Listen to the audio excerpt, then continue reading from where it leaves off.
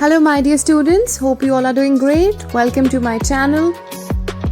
In today's class, I'm going to do some important questions for students of class 10. I will be taking up the first two chapters. Hope you all are ready with your books. Important questions of chapter 1, Letter to God. Did Lencho try to find out who had sent him the money? Why? Why not?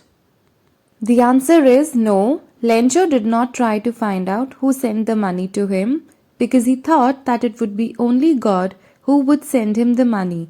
It signifies his strong faith in God. Question 2. Two kinds of conflicts are shown in the story between humans and nature and between humans themselves. Explain how these conflicts are illustrated. The conflict between humans and nature is shown through hailstorm, which destroys Lencho's crops.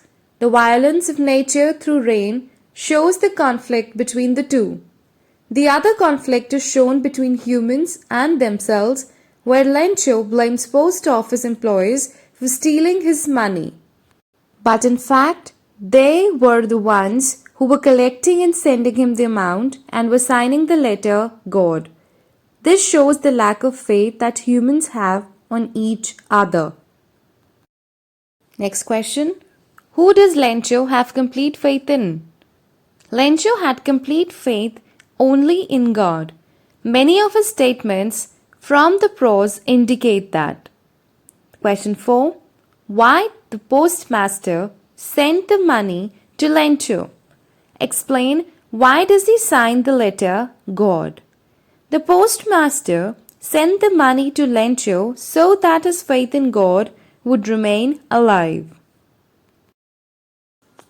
Important questions of chapter 2, Nelson Mandela Long Walk to Freedom. What ideals were set by Nelson Mandela for the future of South Africa? Nelson Mandela pledged to liberate all South Africans from suffering, deprivation, poverty, gender, and other discrimination. He set high hopes for South Africa, where no one will ever face any form of discrimination again. Question 2. Why such a large number of international leaders attended the inauguration? In what way it signified the triumph? South Africa was in the grips of apartheid before Nelson Mandela became the president. The country was declared an outlaw by other nations. Nelson Mandela abolished apartheid and rebuilt the diplomatic relations with other countries. To celebrate this historic moment in South Africa, many international leaders attended the inauguration and celebrated the victory of peace. Question 3. What Mandela means when he says he is simply the sum of all those African patriots who had gone before him? Answer.